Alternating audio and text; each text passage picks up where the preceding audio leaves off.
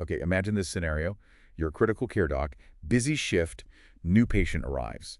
And one of the first things you absolutely need to assess is kidney function. Right. It's crucial. It really impacts, mortality risk, potential need for dialysis. Exactly. And for ages, we've relied heavily on creatinine. But let's be honest, we all know it's not perfect. It Uh, doesn't always paint the full picture. Yeah, that's a key point. Creatinine levels, they can get skewed by things other than just kidney function itself. Things like muscle mass, nutrition, even some drugs. Which can muddy the waters a bit when you're trying to figure out what's really going on with the kidneys in these very sick patients. Precisely. Okay, so let's really unpack this because it leads us straight into today's deep dive. We're looking at a really interesting recent study focusing on a different marker. It's called Cystatin C. Mm-hmm. The study itself is called Cystatin C-derived measures of renal function as risk factors for mortality and renal replacement therapy in the critically ill and analysis of the SWECRET cohort. Quite a mouthful. It is, but the core idea is important.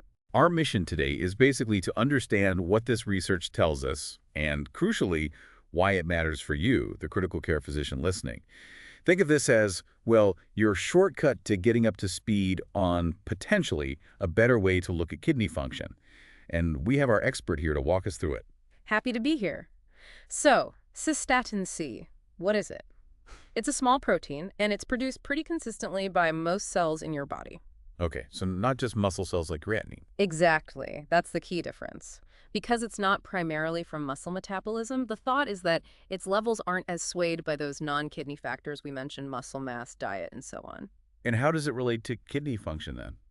Well, it's freely filtered by the kidneys, specifically by the glomeruli, the filtering units. So measuring its level in the blood gives us another way to estimate the glomerular filtration rate, or GFR, how well the kidneys are actually filtering waste. Right, and this is where it gets really interesting for practice, I think. Because if cystatin C isn't as affected by, say, someone being malnourished or having low muscle mass in the ICU, Hmm. then maybe an estimated GFR calculated using cystatin C, let's call it eGFRcys, might actually be more accurate than the standard creatinine-based one, eGFRcrea. That's precisely the hypothesis, yes. Yeah.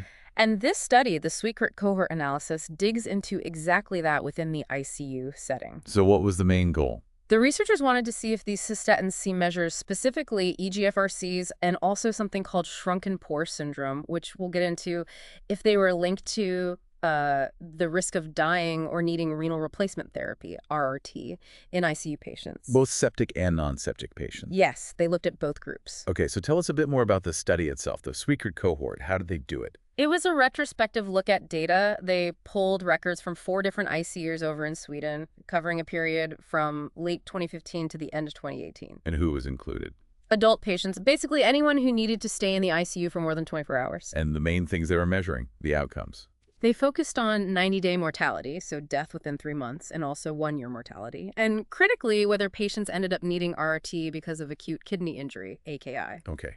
And the patient group itself, was it a large study? Oh, yeah, pretty substantial. They had data on 4,455 patients in total. Wow. And about a third of those, 32%, had sepsis. The median age was 68, fairly typical for an ICU population, and about 40% were female. So a good mix. Got it. So a large cohort looking at cystatin C measures against mortality and RRT. What did they actually find? Let's start with that intriguing term, shrunken pore syndrome. What is that? Right, SPS. It definitely grabs your attention. So in this study, they defined it using a ratio.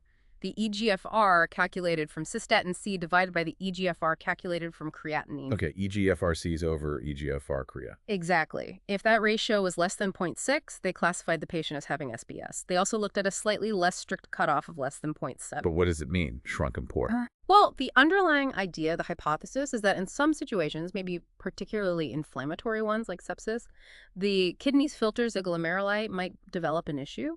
They might let smaller molecules like creatinine pass through okay, Right. but become less efficient at filtering slightly larger molecules like cystatin C. This difference, this discrepancy where eGFRcys is a lower than expected compared to eGFRcrea, leads to that low ratio, hence the name. Sort of like the pores have shrunk for those bigger molecules. Interesting concept, like a selective filtering problem. Kind of, yeah. In sepsis, maybe the filters just aren't clearing those larger molecules as well, even if creatinine clearance looks okay. Yeah. That gives you the SPS picture. Okay. And how common was this SPS in their patient group? Using that stricter cutoff, the less than 0.6 ratio, it was found in about 7.4% of all the patients. And the other cutoff? With the less than 0.7 cutoff, it was more common, around 12%. So, not rare, but not the majority either. All right, so it exists in a decent chunk of ICU patients. The million-dollar question then, did having SPS actually matter for their outcomes, like mortality? This is where it gets particularly interesting, especially if you manage a lot of sepsis patients. In their adjusted analysis, so after they accounted for other factors that could influence outcomes. Right, like severity of illness. Exactly. They found that SPS, using that 0.6 definition, was significantly associated with a higher risk of one-year mortality, but specifically in the sepsis patients. One-year mortality. Okay, how much higher? The hazard ratio was 1.4. Which, suggests a 40% increased risk over that year for septic patients with SPS compared to those without it after adjustments. That seems pretty significant for long-term outcomes in sepsis. It does. But interestingly, they did not find that same significant link in the adjusted analysis for the non-sepsis patients, nor did they find a significant link between SPS and 90-day mortality in either group after adjustment. So mainly a one-year mortality signal in sepsis. In the adjusted analysis, yes. It's worth mentioning that the unadjusted numbers, before accounting for other factors, did show links in both groups. But the adjusted analysis points specifically to that sepsis connection for one-year mortality. And does this fit with other research? Yeah, the authors mention this actually confirms some of their own previous findings linking SPS and mortality in sepsis. So why might it be stronger in sepsis? Any ideas on the mechanism? Well, the theory they propose goes back to that selective filtration idea. In sepsis, maybe this shrunken pore phenomenon leads to a buildup of not just cystatin C, but other similarly sized molecules, things like inflammatory mediators, proteins linked to atherosclerosis. Ah, so the poor filtering of larger molecules could have downstream negative effects. That's the thinking. This accumulation could contribute to the higher long-term mortality risks seen in septic patients with SPS. And perhaps that specific mechanism is just less prominent or impactful in non-septic critical illness. Okay, that makes sense as a hypothesis, a really key distinction. What about the other measure, just eGFRcys on its own? How did that perform? So looking just at the eGFR calculated from Cystatin C, they found a really strong independent association with the need for RRT. Okay, needing dialysis. Right. In both groups. Yes, in both the sepsis and non-sepsis patients. When they compared patients with a very low eGFRcys less than 20 to those with a good eGFRcys 60 or more, the hazard ratio for needing RRT was 3.1, so a more than threefold increased risk. And that was after adjusting for other factors. Yes, that was an independent association. It really makes you think, doesn't it? If you had that cystatin C value readily available, could it flag patients heading towards needing dialysis earlier? Potentially allowing for earlier planning or intervention, maybe? Potentially, yeah. It certainly seems like a strong predictor for RRT need. So lower eGFRcys signals higher RRT risk across the board in the ICU. That's what the study suggests. And importantly, they also noted that using eGFRcys added extra predictive value for RRT beyond what eGFRcrea alone told them. It gave additional information. Interesting. But what about mortality for eGFRcys? Did it predict death? Well, that's where it differs from SPS. In the adjusted analyses, they did not find an independent link between eGFRcys levels and mortality, either at 90 days or 1 year in either patient group.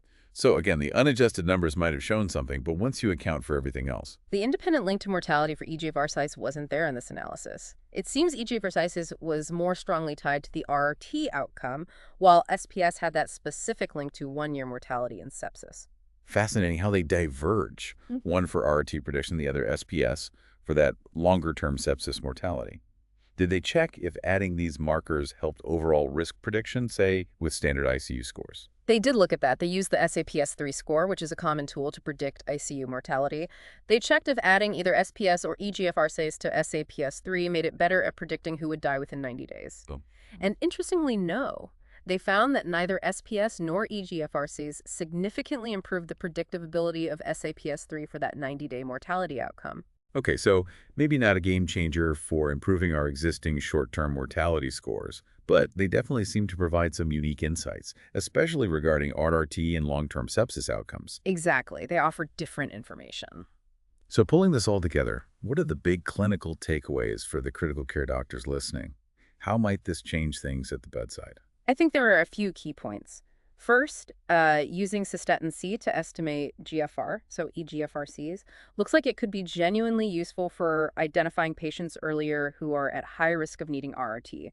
That's valuable information for planning and management. Right. Anticipating that need is huge. Definitely.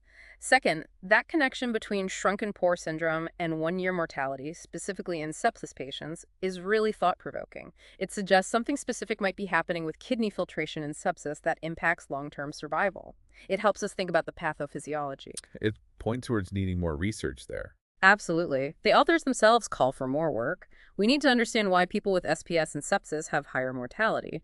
What are the actual causes of death? Is it directly kidney related, or is SPS just a marker for a more severe systemic process? And more on cystatin C versus creatinine for predicting RRT. Yes, more studies directly comparing their predictive power for RRT would be helpful. And maybe exploring if routine cystatin C measurement, especially in septic patients, could actually improve risk stratification, maybe guide different management strategies, particularly thinking about those longer-term risks highlighted by SPS. Okay, so let's boil it down.